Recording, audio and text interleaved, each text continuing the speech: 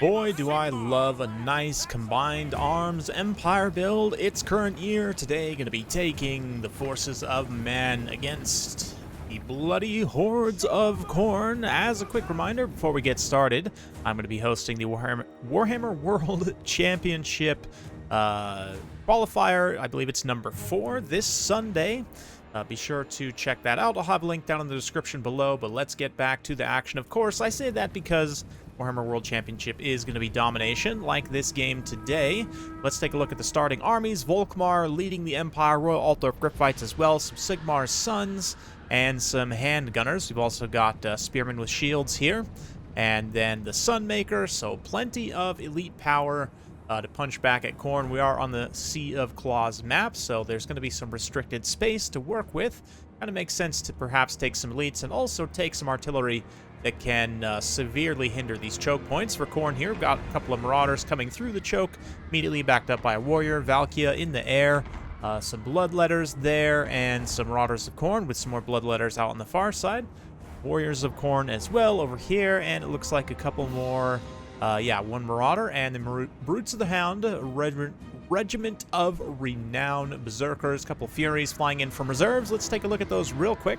For Empire's reserves, they've got the Zintler's Reichsguard, a Jade Wizard, 2 Empire Knights, Sterling's Revenge, Free Company Militia, Regiment of Renown, 2 more handguns, 2 halberds, 2 swords, 2 spears with shields, and a single regular spear. For Khorne's reserves, the Hellforge Host, 2 Minotaurs with great weapons, 1 Minotaur with dual weapons. We've got 3 Fleshhounds and 2 Furies. And now we're back to it. So the rocket's going to be raining down, and immediately the Fury attack comes in to try and break this artillery position here. The handguns will open up on Valkia, which is definitely going to be a solid target. She can pop her little shield there, pop her spear as well. Spear Slopnir coming in, doing some huge damage to those handgunners. Granted, they're not the craziest, most expensive target. They're, like 600 points. They're going to try and pin down some of these Furies, but unfortunately it's not enough. I will say this criticism early of this Empire build is a distinct lack of Pistoliers. I am somewhat joking, but also kind of not, actually. Pistoliers are one of the best units for screening Furies. Furies are then presented with a choice, like, do I dive the artillery here? And definitely, get wrecked by the Pistoliers. Pistoliers can even countercharge in and kind of help block some hits, especially with Volkmar supporting their melee attack with a nice prayer buff. Could have just absolutely wrecked these Furies in a hurry. But as it is, they're still going to get in here and get wrecked, but we'll be able to take out the Sunmaker. In the meantime, Royal Altdorf Gripfights also pin in Valkia, who I believe counts as infantry as the infantry lines clash out in the distance. Yeah, she does count as infantry there, small unit size, so she won't be subjected to the anti-large bonus of the Altdorf Gripfights. A little bit of a weird situation there, but here in melee, certainly with the guns of the Empire raining down, it's going to go okay. The Marauders of Khorne will definitely trade pretty well with state troops, but their low melee defense means, low-ish melee defense, I should say. 23 means they are actually going to take some hits from the spears, which is kind of inefficient, to be honest. One of the reasons I'm not the biggest fan of the Marauders of Khorne. They do lose some melee defense, which is definitely painful. Also got some Bloodletters way overrunning on the far flank, and you'll notice the point situation here is a full early triple cap for Khorne. This is often a situation that the Empire finds themselves in, but its current year here is actually trading okay on army damage value. He hasn't got an advantage, which is tough. He is going to need to get an advantage on damage value to be able to push back and capture some points. But for the time being, just patiently trading, trying to hit these Bloodletters with a nice charge. Bloodletters are an interesting unit, and they kind of reflect in many ways how this matchup goes. They trade decently with cavalry, assuming they don't eat a charge like they just did right there. And they also, I believe, yeah, these the Zintler's Reichsguard? They are. Zintler's Reichsguard hammering with a really tough charge there. But, yeah, they'll trade well with cavalry, assuming they don't, again, get charged. They'll trade well with pretty much all Empire infantry, very efficient against something like great swords. But they also take a lot of damage from the Empire ranged troops, right? So kind of their interaction with various units is a lot of what defines this matchup, in my opinion. Or maybe not what defines it, but symbolizes it in many ways. Khorne is certainly very potent in melee, but struggles against Empire's missiles and their countercharge at times in key locations. Given Khorne's lack of melee defense, they've got the armor, but they often lack melee defense, though are vulnerable to shock charges. from various high armor-piercing units, especially like Griffins or Demigryph Knights. In a more general sense, Griffins obviously low HP, do have to be very careful, but Volkmar kind of reflecting that as well. Not armor-piercing necessarily, but magic damage and great support on a healing high-charge single entity. Pretty decent. Meanwhile, Valkia the Bloody has still just been bogged down in the Royal Altdorf fights. They're kind of trading, more or less, which, depending on Valkia's kit, is basically cost-effective either way. It's really not great, though, for Khorne to be losing out on their Lord and also losing out on the ability to use some of those abilities, like a nice Spear Sleipnir, to break this Empire line right here. But anyway, Empire continuing to pressure. We've got some more handgunners out, some spearmen coming through. They're going to be breaking those Marauders. They do need to start pushing some objectives, but it looks like with the Zentler's Reichsguard now collapsing some of these Marauders and Warriors, Volkmar providing a nice terror route as well. They should be able to start to punch through. Got to be careful of those Minotaurs, though. Minotaurs with Griffins obviously going to absolutely smash those Zentler's Reichsguard in sustained melee combat, especially. So, got to run away from that. Another little Soulfire being dropped here, and just the forward pressure from Khorne is super intense. It's still a full triple cap for Khorne here. So, it's funny that too. Yeah, it's called Lord of Khorne here. It's Khorne's username in this particular battle, which is just kind of hilarious, but Valkia still continued to take damage, and as a result, Empire has managed to get a pretty good damage value lead. Another Banishment unleashed there by Volkmar, and if the Royal Altdorf Fights and these other Empire Knights can come and kind of mass collapse the Minotaurs here, the Zentler's Reichsguard also taking a charge there from Valkia, not able to get a charge into the Minotaurs. I mean, 70 armor on the Minotaurs of Khorne does mean they'll take less charge damage than, like, Beastman Minotaurs, for example, but still, with all that cavalry collapsing, especially with a nice buff from Volkmar, you should be able to defeat them with everything kind of working together, and it looks like that's what we're going to get. Nice little downhill bonus, too. Should increase the charge bonus for these Empire Knights, and nope, they're still getting distracted. Okay, so in the meantime, Zentler's Reichsguard are going to pay a pretty serious price as Volkmar moves away his buffs as well, trying to get onto the actual objective.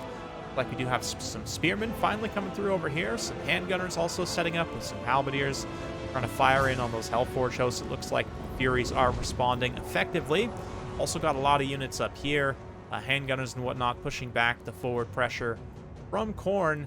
But finally, Empire Knights come through a little bit late to save the Zentler's Reichsguard, but still, with Volkmar, they are able to break the Chaos Warriors there. Minotaurs are a little bit late to respond. I don't know, like they were maybe had an order to go over to this side of the battlefield, but now attacking into the Empire Knights and into Volkmar. We'll see. But a lot of guns are coming in to support in range, and their armor-piercing damage should do just fine against the Minotaurs. Royal Altdorf Fights also pushing back some Fleshhounds here. More Fleshhounds, or no, Minotaurs coming out to challenge. Definitely is going to be very scary. Royal Altdorf Fights will not want to tangle with those Minotaurs, especially with the support of Fleshhounds. But, yeah, looks like it's Khorne does manage to get his micro back just in time. Might as well, yeah, instead of taking the free hits there from the Fleshhounds, not going to be able to escape. Might as well just stay the course, do as much damage as you can, because they're going to die either way at that point. So might as well get value from them as they're dying. But speaking of value, beautiful handguns positioning here as they get some clean volleys. Volkmar finishes off Minotaurs. Nice rear charge from the Empire Knights as well, and handguns going to be on the move again. Probably trying to draw a bead on Valkia there, but that was some great bursts from a couple of handgun units. This one also opening up onto the Hellforge host. Oh, the guns of the Empire. You don't see handguns a lot in like traditional land battles, but in domination maps with choke points like this, you definitely can use them to very solid effect. Oh, these are actually Sterlin's Revenge Free Company Militia that also have armor piercing.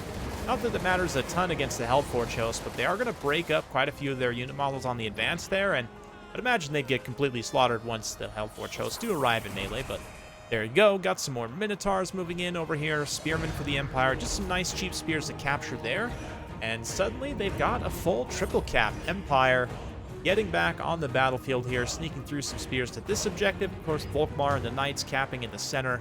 Now with the support of handguns, able to concentrate fire on those elite Khorne units. These Fleshhounds definitely need to peel around and pressure these handguns and not allow them to just get a nice concave of fire. into these Minotaurs, and it looks like they are going to do just that.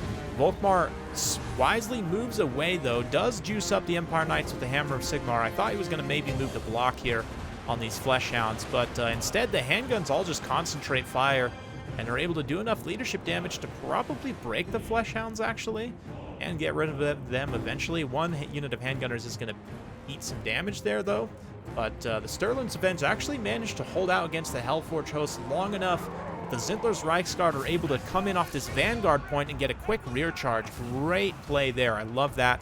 Relentless Rage here popped on them to make them unbreakable. The Hellforge host going to fight to the bitter end. Or probably would anyway, to be honest. But, yeah, beautiful play by the Empire there. Nice hammer and anvil off the Vanguard. Love it. One reason why the Zintler's Reichsguard in Domination also, that Vanguard can be a little bit more useful than it tends to be in land battles. But Volkmar just forming a nice missile anvil here for the handguns to hammer in, and another unit of Minotaurs has been absolutely blasted, and with the three, I guess, Minotaurs being absolutely gatted down, that has put the Empire pretty far ahead in terms of army damage value, and at this point it's going to be tough for Khorne to re-secure any of these objectives. Granted, they still only need one objective to actually win, so if they are able to seize even a single location, that would mean likely victory for them. Obviously, they'd have to then defend it from the Empire's counterattack, but it does look like here on the low ground, we got some Marauders with dual weapons, Fleshhounds coming through, able to beat up the tattered spears. Zintler's Reichsguard responds swiftly and are able to support, and at the very least, provide some high armor and some capture weight to kind of sustain this objective for as long as possible. It's likely that they are still going to lose it. Used to having the UI breakdown from the multiplayer UI mod, which I still am not using. I need to check, actually, if it's been updated. I noticed my Steam hasn't been updating all my mods, so I have to sometimes manually go in and update them. Big pain. Anyway, handgunners, although they have taken serious damage, will hang in the pocket here and take this charge from the Fleshhounds. More Empire Knights responding to try and get some mass in here. The one unit in the center, no question, gonna break, but beautiful positioning of handguns there. Make sure they have good lines of sight to be able to fire in the flanks of engagements. Very key when you're using those direct fire skirmish units to make sure your positioning is nice and crisp. Make sure you can get, like here, I don't know if this is totally intentional, but just the ability to fire in on the flank of a unit right here and not get obstructed by your own units fighting. Or like the positioning here of this charge, right? You have these handguns a little bit away so they can, again, fire into the flank of this engagement as the Empire Knights fight the Fleshhounds there. But things are looking pretty good for the Empire. Khorne was able to retake this low ground objective, so now Volkmar is going to be tasked to reclaim it.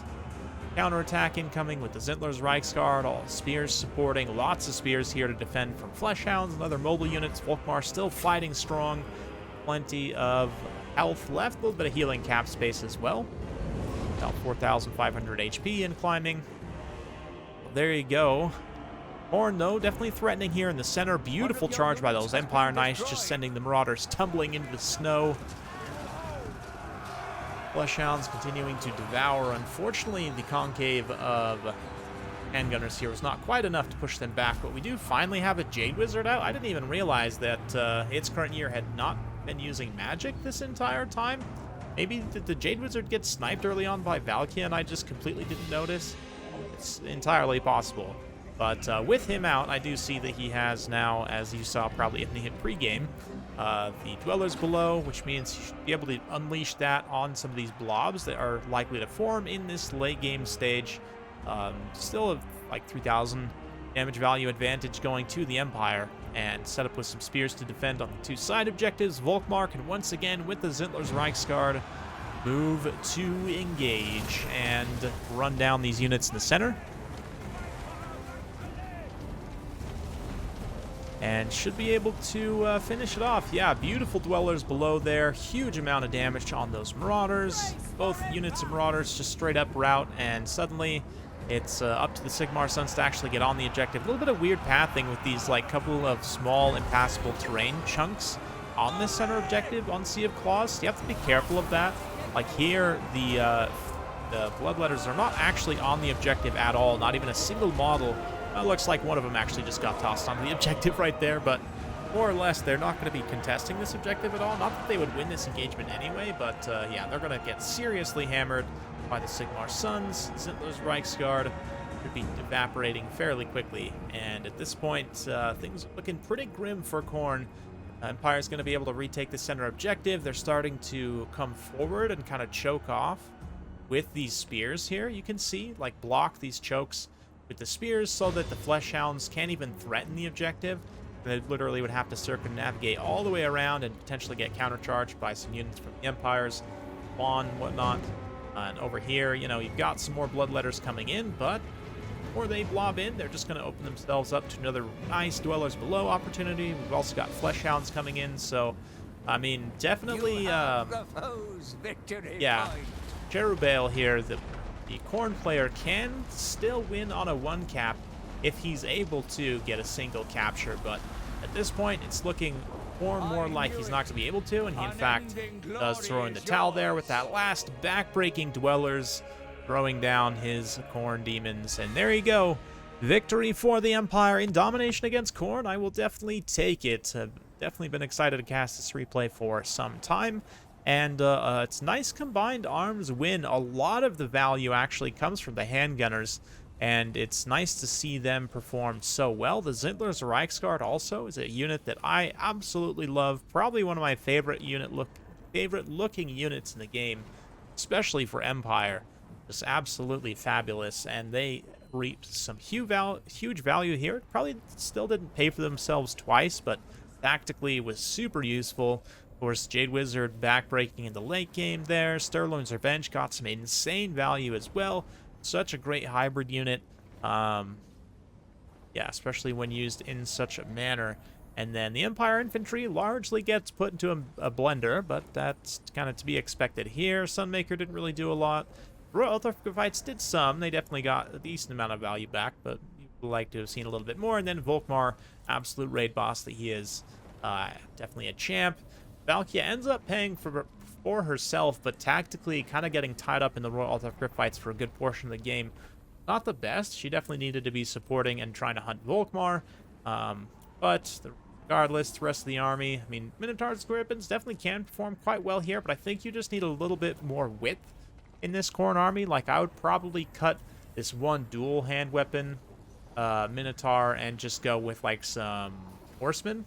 A horseman of Khorne, you know, with their high charge, anti-infantry, high weapon damage, are going to absolutely smash handgunners. This provides you an extra mobility option to try and outmaneuver your opponent. It can be a little bit tricky on tight maps like that. Maybe you actually want to option in like a chariot instead, you know, to go after, so you can punch through lines and you don't necessarily have to worry about outmaneuvering as much. It's hard to say. Let me know what you guys think in the comments down below, though. Definitely enjoyed this. Hopefully you did as well. If you did, be sure to like, subscribe, hit that bell notification. Every time I upload a new video, you'll be notified. Thanks again. See you next time.